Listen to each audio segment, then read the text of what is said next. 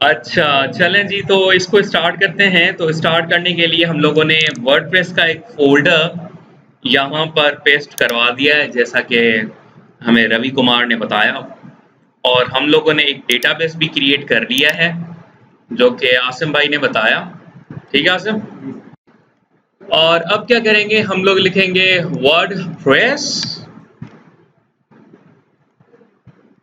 नहीं, मैंने name change नहीं किया, नेम हम लोगों ने वही रखा है, तो वही चलने देते हैं। ठीक है, तो यहाँ से आपने क्या सिलेक्ट करना है? English and continue. Let's go. Database का नाम क्या है? Delete dB. यूजर नेम रहेगा आपका रूट। पासवर्ड आप खाली रखोगे, मैं रखूंगा ऑल इज वेल। ठीक है, और होस्ट हमारा लोकल होस्ट और प्रीफिक्स यही रहे। इसको सबमिट कर दें और रन इंस्टॉलेशन के ऊपर क्लिक कर दें। Site, let's say dummy shop, username is admin, password is also admin, week password है। ऑफिशियल वेबसाइट में वीक पासवर्ड यूज नहीं करेंगे। एडमिन यूआरएल दे दें, लेकिन फिलहाल मैं ऐसे ही दे रहा हूं क्योंकि मुझे पता है कि ये लोकल होस्ट पे है, और अगर कभी इसका पासवर्ड मुझे रीसेट करना पड़ा तो मैं कर लूंगा डेटाबेस को चेंज करके। दे सकते हो, कुछ भी दे सकते हो। ठीक है, लेकिन हम लोग देते कौन सा है? जो कि आपका एडमिन अकाउंट होता है उसकी, क्योंकि ये वाली इंफॉर्मेशन आपके उस ईमेल पे जा रही होती है। और यहां से हम लोग कर देते हैं लॉगिन, और पासवर्ड क्या रखा था? एडमिन। एडमिन एडमिन कर दिया, और यूं हम लोग वेबसाइट पे लॉग इन हो जाएंगे।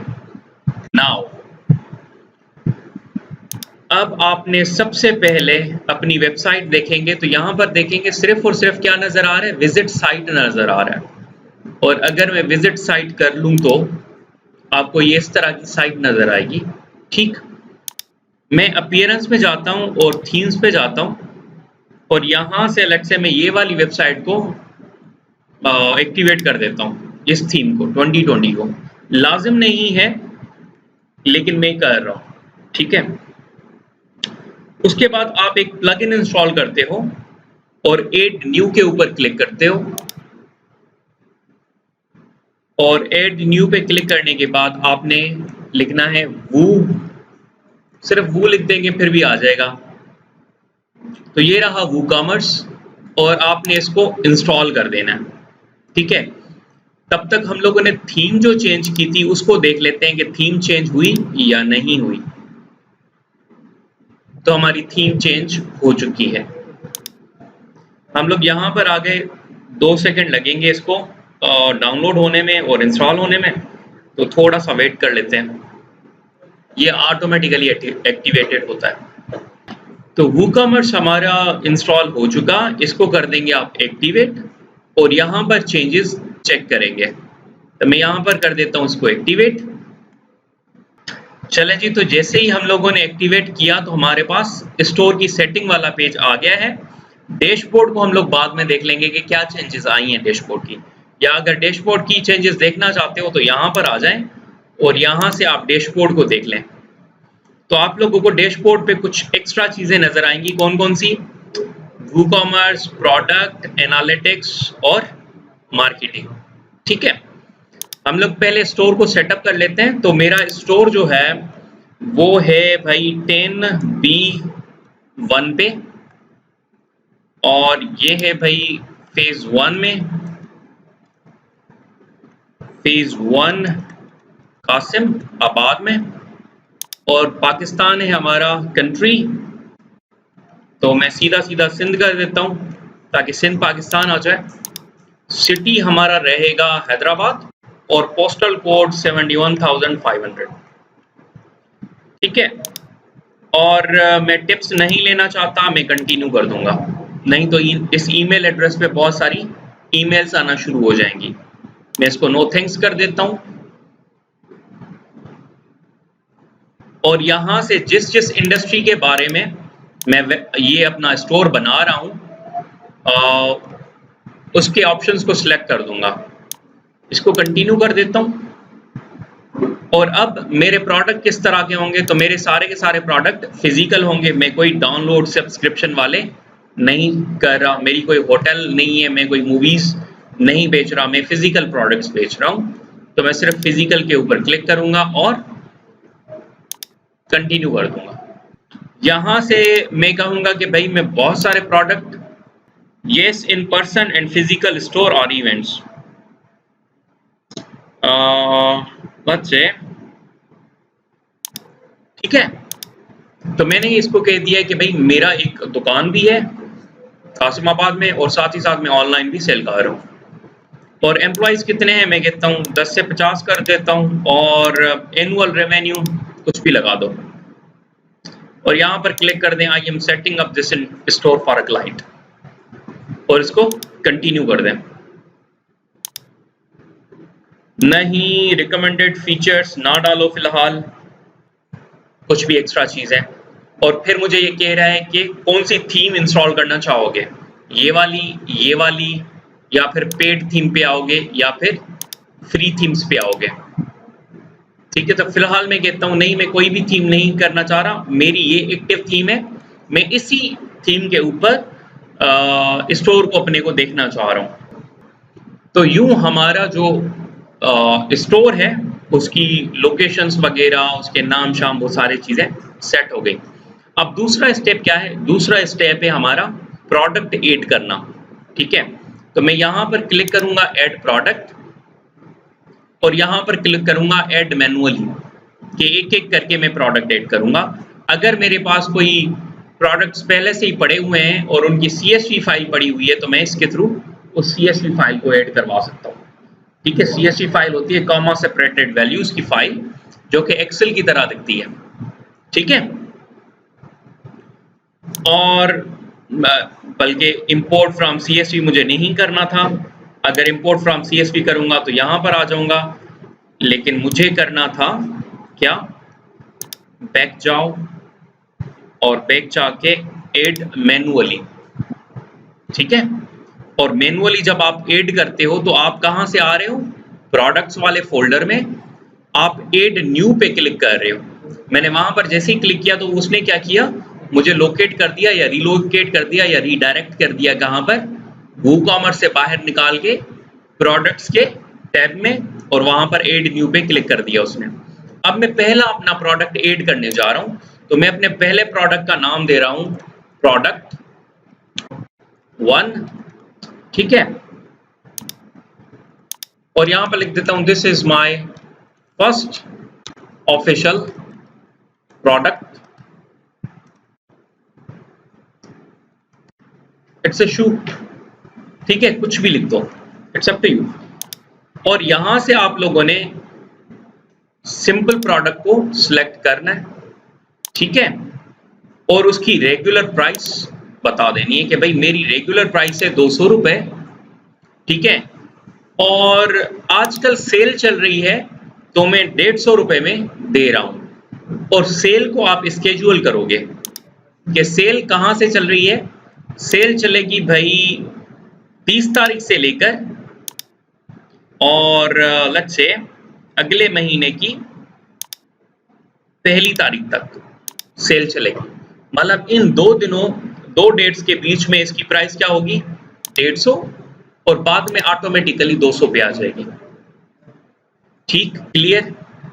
चलें, फिर हम लोग नीचे आ जाते हैं इन्वेंट्री पे, और ये होता है स्टॉक कीपिंग यूनिट, जो कि स्टॉक जो भी आप रखते हो तो उसको कोई ना कोई आईडी दे देते हो, तो ये वो चीज होती है।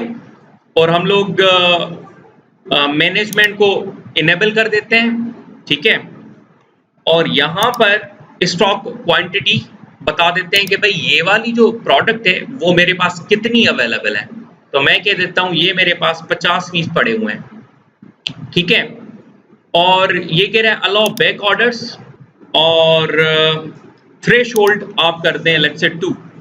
थ्रेशोल्ड 2 क्या है कि जब स्टॉक मैनेजर स्टॉक को मैनेज कर रहा होता है ना, तो उसको पता चलना चाहिए कि किस प्रोडक्ट के कितने आइटम्स बाकी रह गए, और जब 2 आइटम्स रह जाएंगे तो हम लोग रीऑर्डर करवा देते हैं स्टॉक को।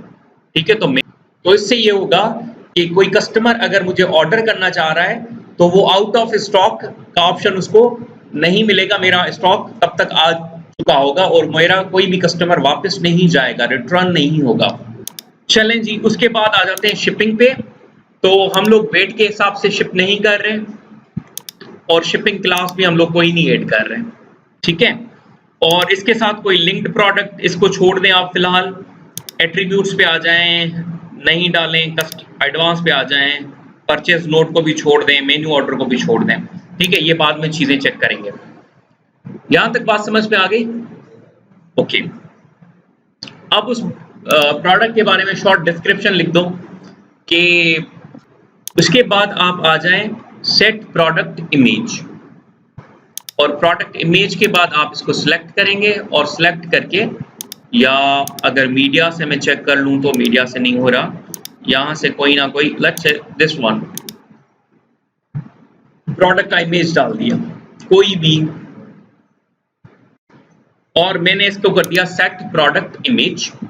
ठीक है, अब प्रोडक्ट इमेज ऐड करने के बाद हम लोग करते हैं प्रोडक्ट की कैटेगरी। प्रोडक्ट की बहुत सारी कैटेगरी होती हैं। आप अगर एक स्टोर बना रहे हो तो हर एक का अलग अलग ब्रांड होता है।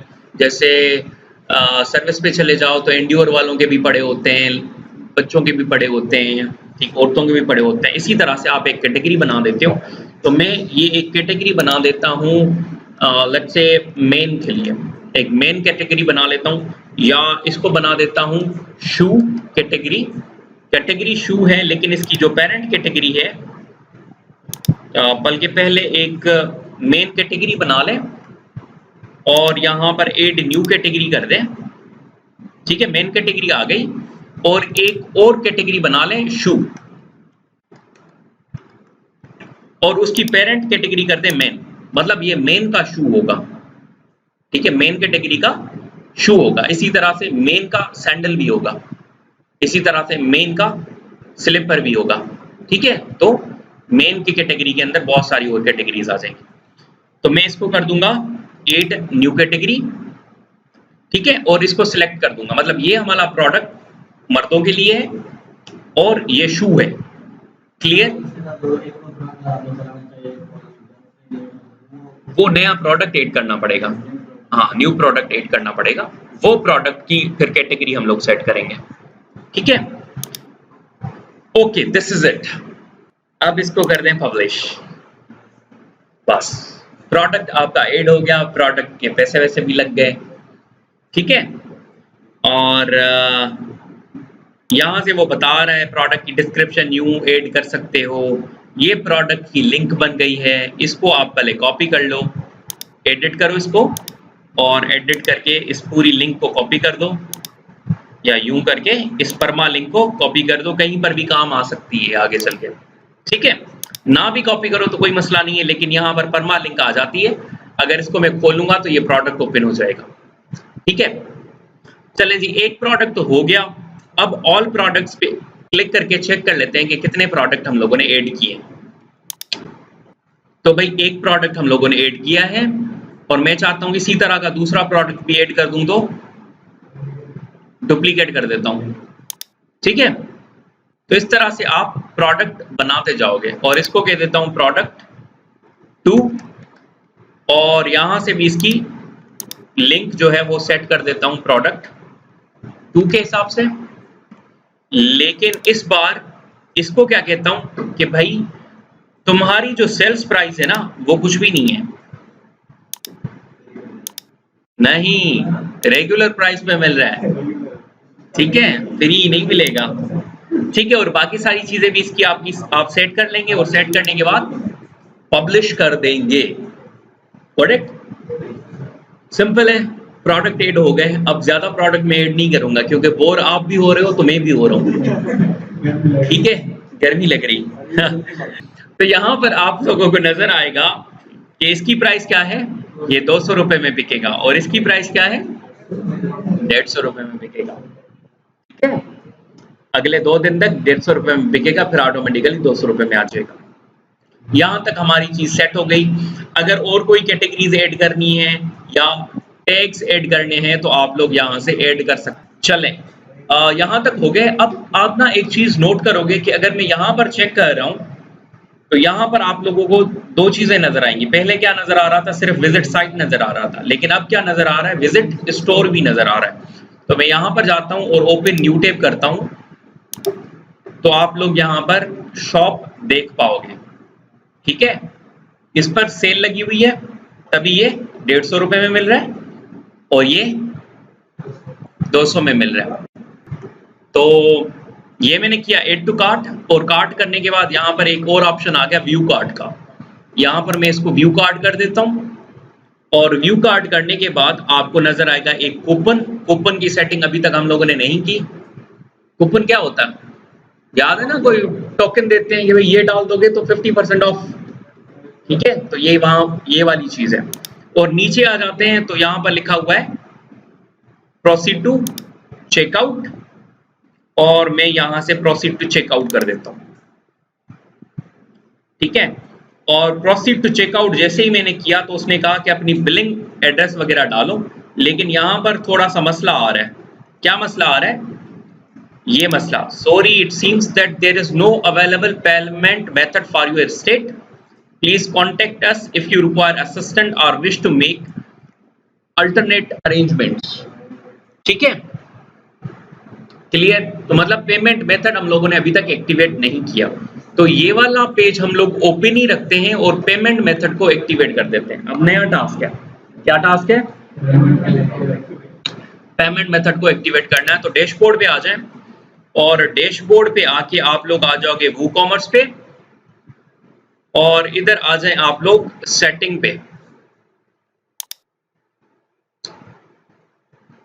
और सेटिंग पे आने के बाद आपको यहां पर नजर आएगा पेमेंट्स।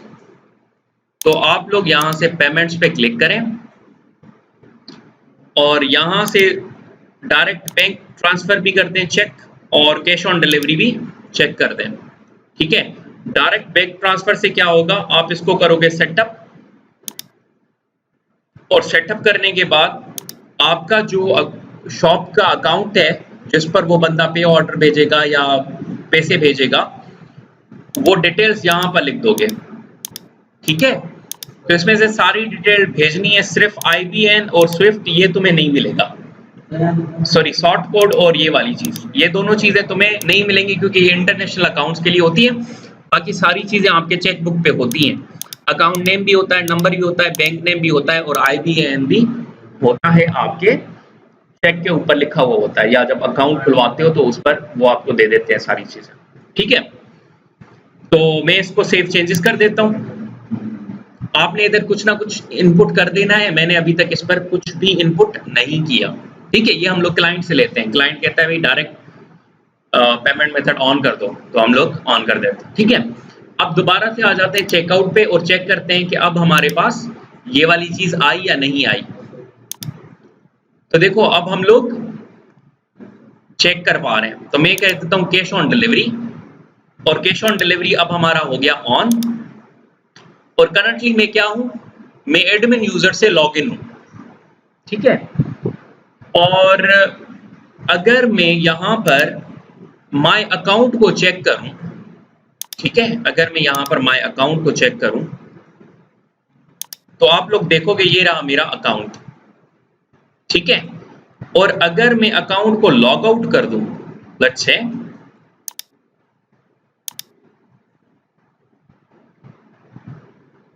तो देखो अकाउंट को लॉग आउट करने के बाद क्या पेज आ रहा है मेरे पास, लॉगिन का।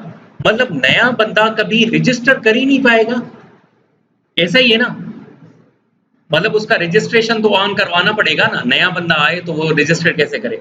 ये तो क्योंकि मैं एडमिन हूं इसीलिए सारी चीजें कर पा रहा था, पर कोई और बंदा तो एडमिन नहीं होगा ना, वो तो क्या होगा, वो तो जस्ट यूजर होगा। तो वो अगर इसी वेबसाइट को मैं एज जस्ट यूजर एक्सेस करना चाहूं तो इनकॉग्निटो मोड में इसको एज अ फॉर्मल यूजर या क्लाइंट यूज कर सकता हूं। तो मैं इसको एज ए यूजर सिलेक्ट कर रहा हूं और यहां से मैं जाता हूं लेट्स से इसके शॉप पे और शॉप पे जाके शॉपिंग करता हूं। तो ये मैं बंदा हूं जो कि लॉगिन नहीं हुआ और यहां पर मैं ये वाला प्रोडक्ट सिलेक्ट करता हूं और सिलेक्ट करने के बाद व्यू कार्ट पे जाता हूं और व्यू कार्ट के बाद मैं प्रोसीड टू चेकआउट पे करता हूं और प्रोसीड टू चेकआउट करने के बाद यहां पर ऑर्डर दे देता हूं। ठीक है, अब मैंने ऑर्डर तो दे दिया, कल को मैं चेक कैसे करूंगा कि मेरा ऑर्डर कौन सा है? ठीक है, पहुंचा नहीं पहुंचा, उसकी डिलीवरी हुई नहीं हुई, कहां तक पहुंचा है, प्रोसेसिंग हुई नहीं हुई, कैसे पता चलेगा? जब तक मेरा अकाउंट नहीं बना हुआ होगा तब तक तो नहीं कर सकता मैं। और ऊपर अगर मैं माय अकाउंट के ऊपर क्लिक भी कर लूं, लेट्स से माय अकाउंट पे क्लिक करके यहां पर आ भी जाऊं, तो ये क्या कह रहा है? लॉगिन करो। रजिस्टर का तो ऑप्शन ही नहीं है। लॉगिन तो तब होगा ना जब रजिस्टर होगा। ठीक है, तो अब हम लोग क्या करते हैं, रजिस्ट्रेशन का ऑप्शन ऑन करवाते हैं। ठीक है, तो मैं इसको बंद कर देता हूं और यहां पर आते हैं आप लोग बिल्कुल वूकॉमर्स की सेटिंग के ऊपर। ये मुझे कह रहा है कि लॉगिन हो जाओ, क्योंकि मैं वहां से लॉग आउट हो गया था तो इधर से भी लॉग आउट कर दिया। ठीक है, तो एडमिन एंड लॉगिन हो गया मैं। एंड नाउ मैं आ जाता हूं खुद को लॉगिन करवाने के ऊपर। तो उसके लिए मैं क्या करूंगा, मैं सबसे पहले आऊंगा सेटिंग्स में और सेटिंग्स में आऊंगा जनरल सेटिंग में और जनरल सेटिंग में आके मैंने नीचे आना है और यहां पर मेंबरशिप के ऊपर मैंने क्लिक करना है, एनीवन कैन रजिस्टर।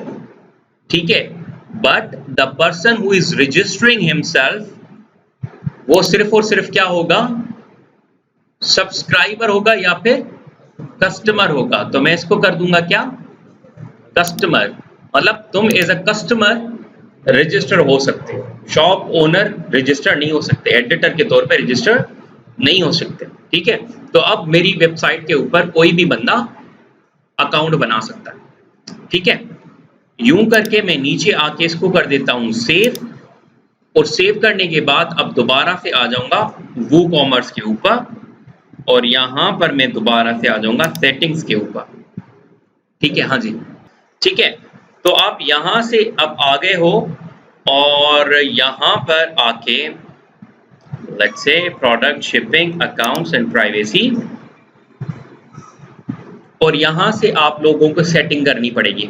अब यहां से आप कह रहे हो allow customer to place order without in account, ये गलत है, तो हम लोग कहेंगे नहीं और कहेंगे allow customer to log in into an existing account during checkout, इसको ओके कर दें।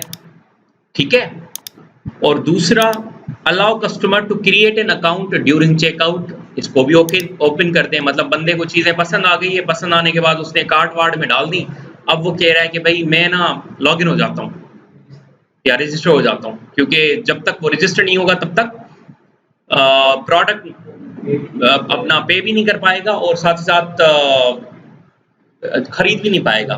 ठीक है, एड टू कार्ड भी नहीं कर पाएगा। Allow customer to create account on my account page, इसको भी क्लिक कर दें और create an account, send a new user link to set the password, नहीं, ये वाले को खत्म कर दें और बाकियों को छोड़ दें और इसको सेव कर दें। ठीक है, अब दोबारा से यहां पे आ जाते हैं ये वाली जगह पे। ठीक है, जहां पर हम लोगों ने ये माय अकाउंट लिखा हुआ था, अब इसको कर देता हूं रीलोड और जैसे ही मैंने इसको रीलोड किया तो मैं देखें आ गया अपने अकाउंट के ऊपर। और अब अगर यही वाली वेबसाइट में ओपन करूं इनकॉग्निटो मोड में ताकि देख पाऊं कि क्लाइंट किस तरह से देखेगा या मेरा कस्टमर किस तरह से वेबसाइट को देख पाएगा, तो मैं यहां पर आके इसको यहां पे पेस्ट कर देता हूं। एवरीथिंग ओके, चलें। तो अब आप लोग यहां पर देखोगे कि अब आप रजिस्टर भी हो पा रहे हो। ठीक है, तो मैं खुद को रजिस्टर कर देता हूं abrar.tunio@yahoo.com और पासवर्ड लगा देता हूं एडमिन। कह रहा है बहुत वीक पासवर्ड है, तो 3 बार डॉलर, फिर भी लगाऊंगा एडमिन और 3 बार 1, तो ये हो गया भाई स्टार एडमिन और ये मैं आ गया यहाँ पे। ठीक है, अपने अकाउंट पे आ गया और अपने अकाउंट पे आके मैं जाता हूँ लेट्स से कार्ट पे कि मेरे पास क्या चीज़ें हैं, तो मेरे पास कुछ भी नहीं है। मैं कर देता हूँ शॉप और शॉप पे जाके कुछ ना कुछ खरीद लेता हूँ। अब इतना बड़ा स्टोर बनाया है, कुछ तो खरीद लूँ ना। तो 150 रुपए की चीज़ खरीद लेता हूँ और वाह, ये वीडियो है जो कि मैं खरीद रहा हूँ। ठीक है, तो बंदे खरीद नहीं रहा 150 रुपए में, गलतफहमी में नहीं रहना। और यहाँ पर आप करते हैं प्रोसीड टू चेकआउट। ठीक है, और चेकआउट पे प्रोसीड करने के बाद वो कह रहा है भाई नाम बता दो। नाम है भाई अबरार हुसैन और टाइम और ठीक है street not known apartment unknown Hyderabad nowhere zip code. ठीक है, ओके, डमी डेटा डाल दिया है। हाँ जी, यस, डिलीवरी वहीं पे होगी। ठीक है, और इसको कह देता हूँ कैश ऑन डिलीवरी। पहुंच गए इस एड्रेस पे तो दे दूंगा। ठीक है, तो अब इसको कर दे प्लेस ऑर्डर, और once the order is placed हमारे पास काम बहुत अच्छा हो जाएगा। टिल देन मैं चेक कर लेता हूँ कि रिकॉर्डिंग हो रही कि नहीं हो रही। चलें जी, ऑर्डर हमारा हो गया। ठीक है, ऑर्डर डिटेल भी आ गई, बिलिंग एड्रेस भी आ गई। तो बिलिंग एड्रेस बड़ी खतरनाक सी बिलिंग एड्रेस है, किसी को नहीं मिलेगी। चलें जी, तो आपने सही वाली बिलिंग एड्रेस डालनी है, ऐसा नहीं लगाते जाओ। ठीक है, बंदे ने ऑर्डर दे दिया और यहाँ से जाके अब माय अकाउंट पे ऑर्डर सारे पड़े होंगे और यहाँ पर आ जाते हैं। ठीक है, ये कौन है? ये भाई वो है जो कि हमारा शॉप मैनेजर है। ठीक है, वो बंदा है। तो ये बंदा क्या करेगा, ये बंदा जाएगा डैशबोर्ड पे। ठीक है, अब इसको ऑर्डर आ चुका है। ठीक है, ये बंदा जाएगा डैशबोर्ड पे और इनकॉग्निटो मोड में। ये बंदा कौन है? ये बंदा है क्लाइंट या कस्टमर। ठीक है, और कस्टमर अपने अकाउंट पे जाके देखता है, अपने अकाउंट पे आता है और जाके देखता है कि मैंने कितने ऑर्डर दिए हैं। तो इसको नजर आता है कि तुम्हारा ऑर्डर प्रोसेसिंग में है और तुमने ये वाला आइटम दिया है और ऑर्डर नंबर है तुम्हारा 14। ठीक है, अब हम लोग क्या कर देते हैं, हम लोग यहाँ पर आ जाते हैं, मतलब वो शॉप मैनेजर जो है वो यहाँ पर आता है और यहाँ पर आके चेक करता है। तो ऑर्डर्स पे आपको नजर आएगा 1। ठीक है, पहले यहाँ पर कुछ भी नहीं था, अब 1 आ गया है और यहाँ पर 1 पे क्लिक करेगा और 1 पे क्लिक करने के बाद देखेगा कि भाई अबरार से एक बंदा है जिसने 2 मिनट पहले मुझे ऑर्डर दिया है। अब यहाँ पर इसको आप सिलेक्ट करेंगे और यहाँ पर क्लिक करके, तो प्रोसेसिंग में था, प्रोसेसिंग के बाद हम इसका स्टेटस जो है वो चेंज कर रहे हैं, लेट्स से कंप्लीटेड। ठीक है, मतलब ऑर्डर तुम्हें डिलीवर हो गया। तो मैं यहाँ पे कर देता हूँ कंप्लीटेड और यहाँ पर अप्लाई कर देता हूँ। ठीक है, और अप्लाई करने के बाद थोड़ा वेट कर लेते हैं ताकि अप्लाई हो रहा है। हो गया कंप्लीटेड। अब हम आ जाते हैं कस्टमर वाले सेक्शन पे और यहाँ पर आगे इसको दोबारा से चेक कर लेते हैं और चेक करने के बाद आपको स्टेटस नजर आएगा कि क्या कंप्लीट हो चुका। ठीक है, ऑर्डर बंदे को रिसीव हो गया। तो अब तुम्हें पता चला कि कस्टमर, हर चीज आ गई समझ में? Okay good. तो यहाँ पर आ जाएं इधर और यहाँ पर आप कस्टमर देख सकते हो, यहाँ पर कूपन डाल सकते हो और यहाँ पर रिपोर्ट चेक कर सकते हो, यहाँ पर एनालिटिक्स चेक कर सकते हो। एंड आज के लिए इतना ही, और माशाल्लाह यही चीज़ें करते हैं हम लोग सिर्फ और सिर्फ ई कॉमर्स की वेबसाइट में। तो कॉन्ग्रेचुलेशंस,